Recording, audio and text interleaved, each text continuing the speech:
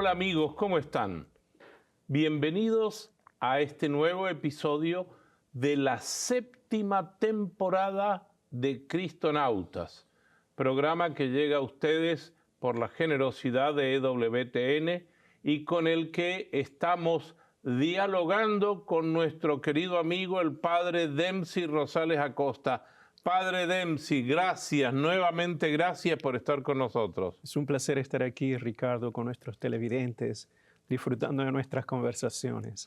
Sí, estas son unas conversaciones en el espíritu, como ha llamado el sínodo sobre la sinodalidad, que nosotros mantenemos yo creo que junto con nuestra audiencia, porque ellos siempre nos escriben y nos preguntan y nos hacen muchas preguntas para ver cómo mejoramos o cómo hacemos los nuevos programas.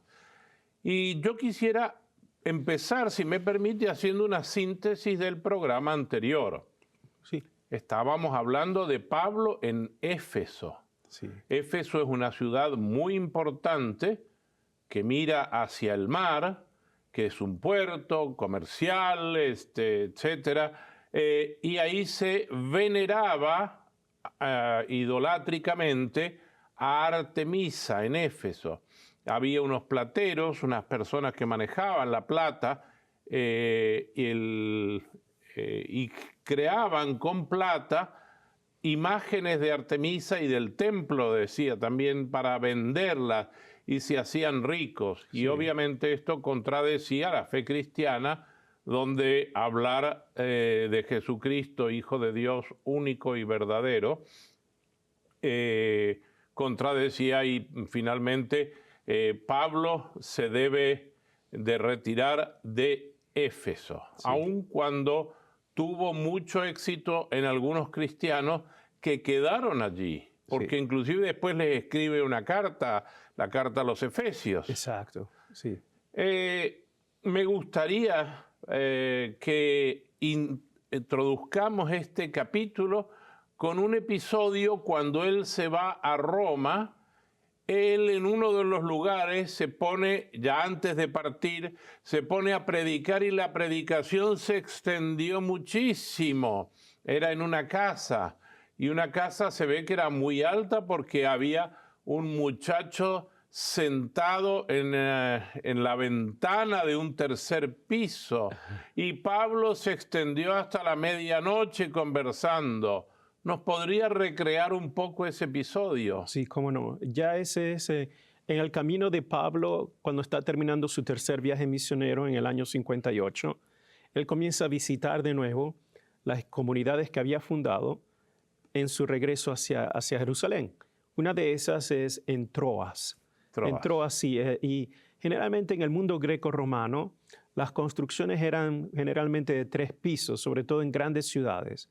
Por ejemplo, en Éfeso es muy común ver todavía las ruinas de las casas de 3 pisos. Sí, sí. Muy importante. Entonces, Troas igual, tenía ese mismo estilo, 3 pisos, y en el último piso seguramente estaban haciendo una especie, Pablo estaba despidiéndose, una especie de liturgia en donde les estaba explicando y se alargó mucho hablando. Dice el texto, hasta la medianoche todavía estaba hablando. Y había un joven que se llama Eutiquio, que estaba sentado en la ventana y se quedó dormido. Pobrecito. La charla de Pablo, la homilía, la conversación fue muy larga, se quedó dormido y se cayó. Se cayó del tercer piso y por supuesto el texto dice que quedó muerto. Pablo bajó con la comunidad y prácticamente al estilo profético de Elías y de Eliseo, Pablo se pone encima del cuerpo y dice, bueno, no, todavía está vivo, cálmense, su cuerpo tiene vida. Y este milagro lo coloca el texto de los Hechos de los Apóstoles como una confirmación del poder de Dios a través de Pablo. Interesante este detalle. Pero hay padres de la iglesia, San Jerónimo, por ejemplo, pero también Juan Crisóstomo. Cuando ellos leen este episodio, ellos interpretan a Eutiquio como el modelo del cristiano que se duerme espiritualmente, que físicamente está en la comunidad, está allí, pero no está abierto al mensaje de Dios, no está abierto a mantenerse despierto para asimilar lo que Dios le está diciendo. Y generalmente se puede entrar aún en un lugar donde es sagrado, se puede caer en una muerte espiritual.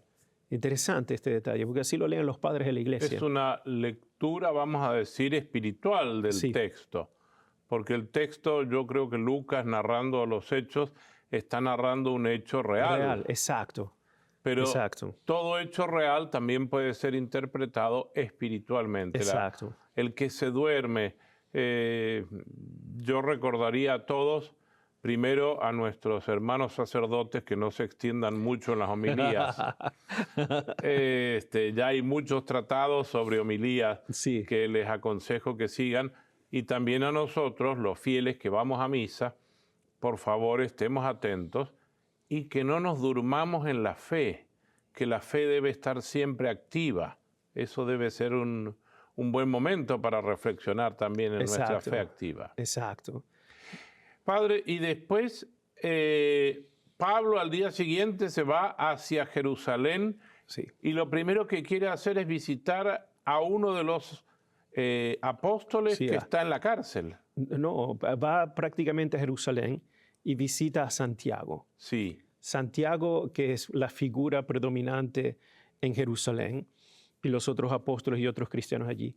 Y la cosa interesante es que Pablo se presenta de nuevo este hecho de humildad, de aceptar la autoridad apostólica, es siempre constante en Pablo, siempre. Y Pablo siempre quiere visitar para dar también ayuda económica, financiera, de sus viajes para mantener la comunidad en Jerusalén.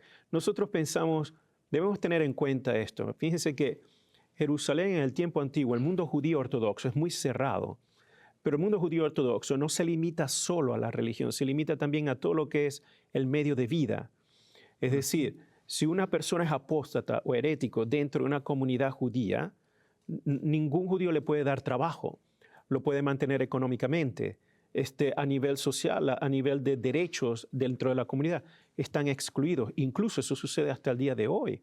En las comunidades ortodoxas judías, cuando hay uno que rechaza la fe o deja la fe, incluso no puede encontrar trabajo. Tiene literalmente que mudarse a otra ciudad o a otro país, dependiendo. Incluso hasta hay problemas con los niños, ¿no? La familia, porque incluso la familia, los niños, pertenece a la comunidad ortodoxa judía. Eso sucede hoy en día en comunidades ortodoxas judías, cuanto no más en Jerusalén.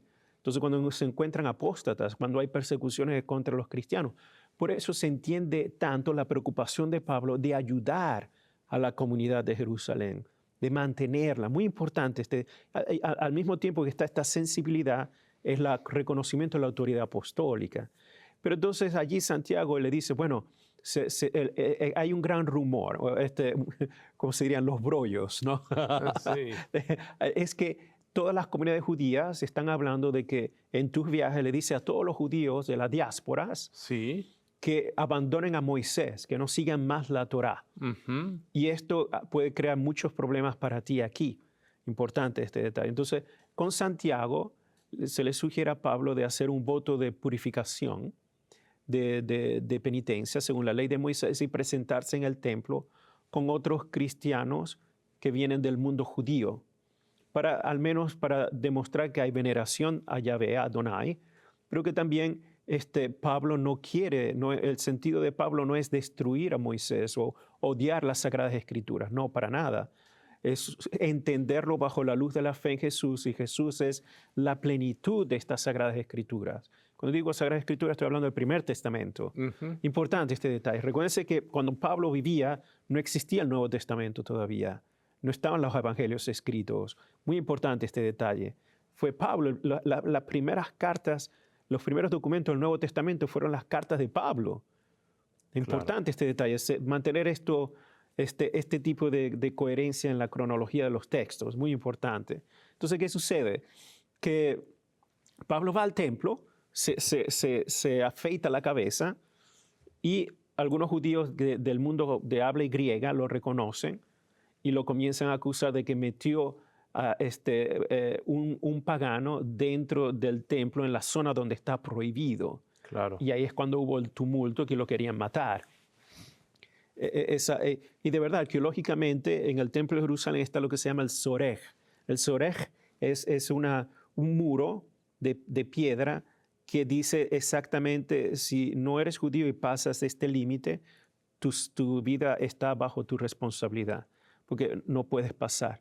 Había un patio que se llamaba el patio de los gentiles, donde Exacto. podían ir Todo el mundo. la gente. Todo el mundo podía estar allí. Pero no pasar ese límite. Exacto, el Sorek. En el momento que pasaban el Sorek, entonces a eso fue que acusaron a Pablo. Y por eso en el mismo templo, en la zona de los gentiles, lo sacaron y lo iban a matar y tuvo que intervenir los romanos. Y ahí es cuando comienza el periodo de prisión de Pablo.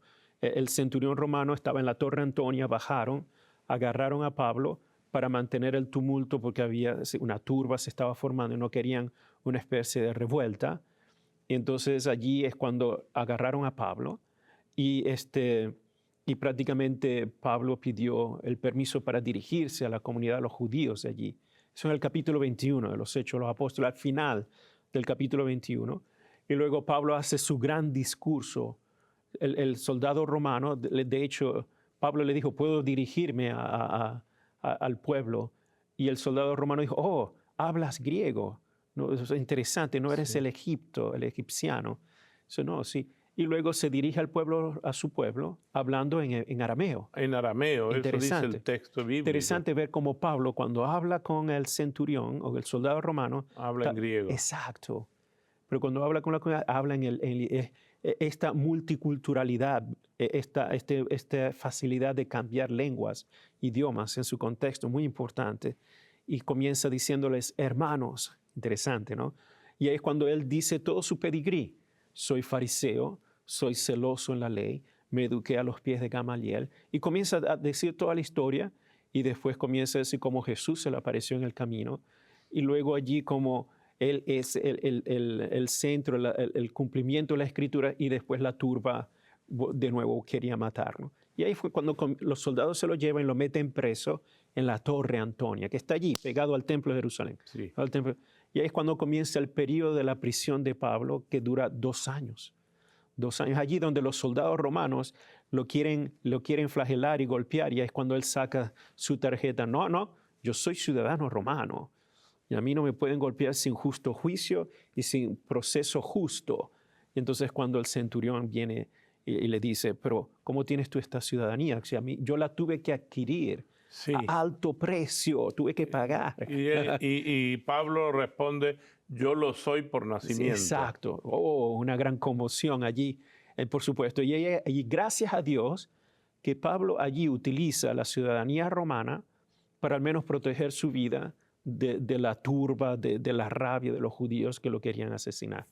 Y poder tomarse un tiempo también para escribir. Escribir y pensar. Nuestro querido amigo, el padre Hernán Pereda, decía que si no hubiera estado tantos años preso en la cárcel, no hubiera podido tener tiempo para escribir porque lo suyo era predicar. Exacto. Y gracias a Dios nos dejó estas cartas que tenemos, que hablaremos en próximos programas. Sí, exacto. Pero otra cosa interesante es que estando en prisión en Jerusalén, todavía los judíos de Jerusalén estaban haciendo plots, planeando cómo matarlo, y los cristianos se comunicaron con los soldados gracias al sobrino de Pablo. El sobrino de Pablo tuvo que intervenir y dieron la información, y entonces para protegerlo como es ciudadano romano, lo enviaron a la sede principal de la autoridad romana en Cesarea Marítima, donde estaba Félix, que era el gobernador romano de aquel tiempo. Y allí comenzó, eso fue en el año 58. Y Félix, claro, le hizo entrevistas, escuchó su caso. Es muy bonita la narración que Pablo hace frente al gobernador Félix, porque ahí cuenta en primera persona, porque al principio en el libro de los Hechos es Lucas el que está contando y narrando cómo fue el encuentro con Jesús, mientras que aquí ante el gobernador Félix, él dice, Jesús me dijo, él habla en primera persona, levántate, porque yo te voy a mostrar lo que vas a hacer por mí. Sí, estaba con Félix, explica el caso, y Félix quería dinero, pero no se lo dio. Después Félix cayó en desgracia, vino Festus, Festus y Agripa. Y allí fue cuando hizo ese discurso con Festus y Agripa. Ya. Justamente allí, es en el capítulo 25. Sí. Precisamente donde narra, como usted dijo, con su propia, en primera persona, de nuevo describe en detalles, muy lindo esa profesión. Y Festus y Agripa dijeron, no hay nada, aquí no hay un crimen, aquí no hay nada que hacer.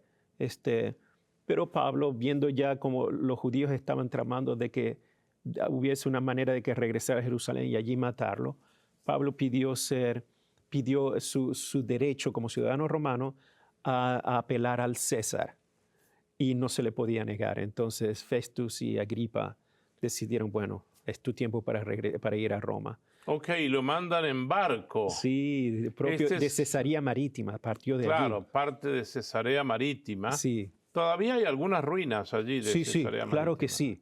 Cesarea Marítima, muy, muy importante. De hecho, todavía está el Circo Máximo, todavía están las prisiones, al menos las ruinas de las prisiones donde Pablo estuvo. Todavía está parte de lo que es el anfiteatro del tiempo romano, es increíble, del tiempo de Herodes. Porque prácticamente Cesarea fue construida por Herodes el Grande para congraciarse con César Augusto. Por eso le llamó Cesarea. Exacto. Es una gran ciudad y todavía están las ruinas. Allí todavía existe la base de la prisión antigua donde Pablo estuvo. Y de allí parte Pablo en barco custodiado por un soldado romano. Exacto. Y es un viaje que es un poco complicado. Recuérdense que no existían los barcos como hoy en día, ¿no? Que están muy bien preparados. No, eran los barcos del primer siglo, sí, podían tener cargamento, pero también con el uso frecuente eran muy débiles. Y partió de Cesarea Marítima, después de allí pasó a la isla de Chipro, porque van cargando gente, descargan y así van. Y luego de allí a una isla pequeñita. Después de allí, el viaje más largo es de allí a Malta.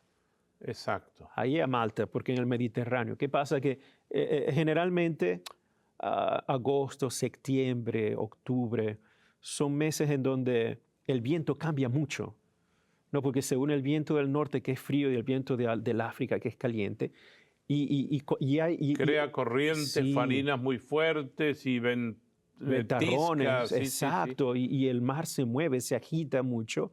Y cuando estaban ya llegando a Malta, ya eso estamos allí en el capítulo 26 al 27, donde se describe este detalle. Vamos llegando allí, el barco se rompe. Encalla en un banco de arena. Sí, se rompe. Y después de allí todo, menos mal que Pablo sabía nadar. Bueno, ya tenía experiencia con sus viajes misioneros de quedarse en el mar, de quedarse en todo. Y gracias a Dios, ninguno muere. Y llegan a Malta. Y estando en Malta, dice el texto de los Hechos de los Apóstoles que todos estaban reunidos en el fuego y vino una serpiente, ¿no? que muerde a Pablo. Pablo traía un manojo de leña porque estaba lloviendo, hacía frío, han encontrado como una especie de gruta para poder refugiarse del frío. Exacto, en el fuego para calentarse. Y del fuego sale la víbora y lo pica en la mano. Sí. Y todos creyeron que eso era una señal de Dios que estaba maldito. Exacto, que tenía que morir. Y Pablo se quita la serpiente, la tira al fuego y dijeron, se le va a hinchar la mano y después se va a morir. Y a Pablo no le pasó nada. Exacto.